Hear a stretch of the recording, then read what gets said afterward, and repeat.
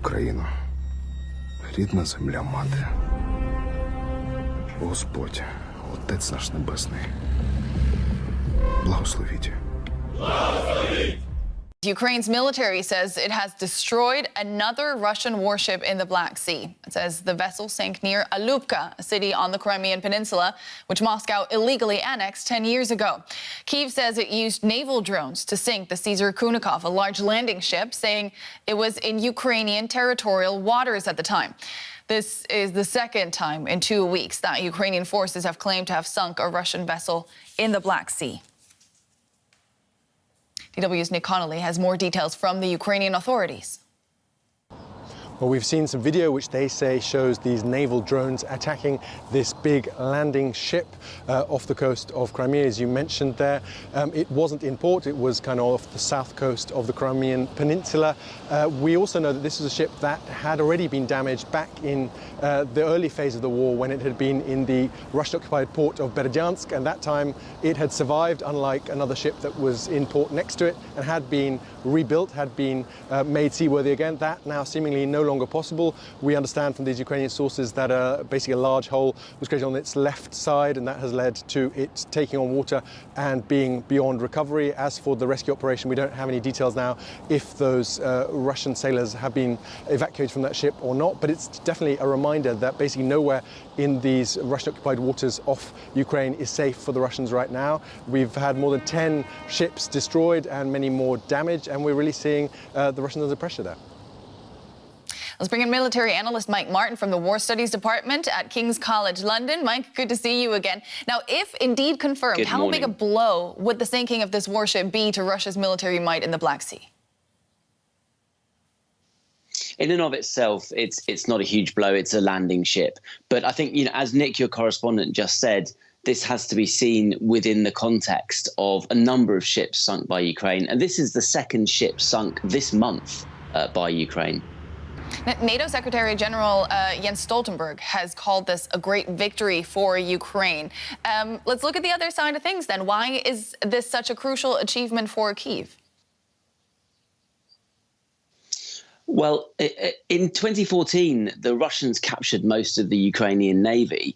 And so Ukraine basically does not have a navy, yet it's managed to sink 17,000 tons of Russian shipping, which is 50% more shipping than Russia has managed to sink of Ukraine's. So for a country without a navy to sink 50% more shipping of one of the world's largest navies is really an extraordinary achievement.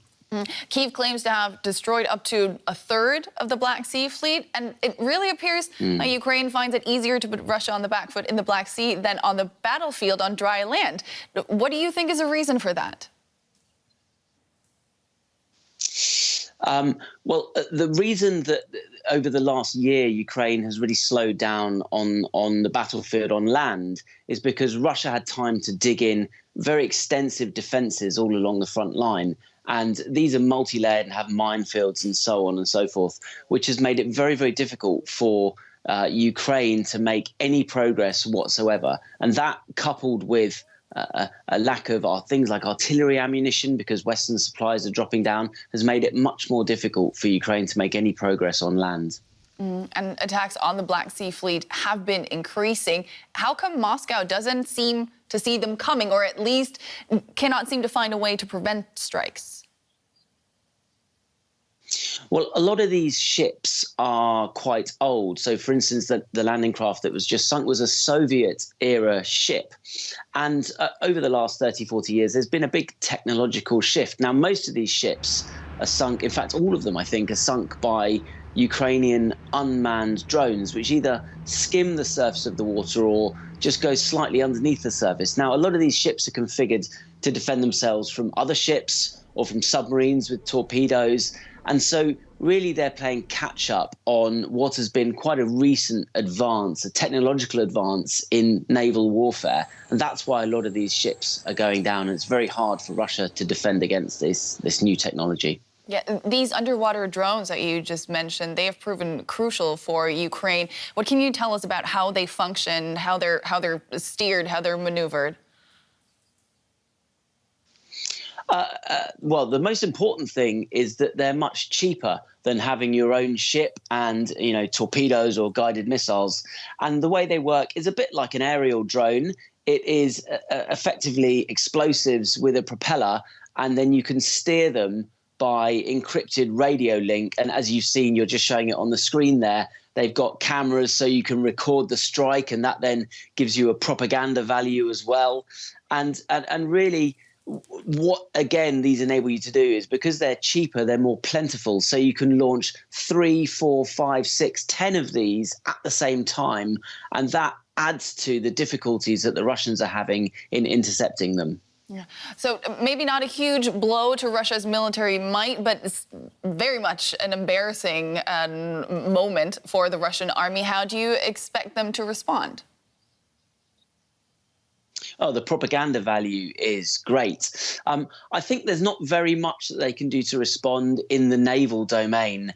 What I suspect we're probably going to see tonight is an extra big air raid with, suicide aerial drones over Kyiv or perhaps Odessa or another city. That's generally how the Russians respond against the Ukrainian civilian population when they're not able to mount a military response. That was a military analyst, Mike Martin. Always great speaking to you. Thank you so much for your analysis. Thank you.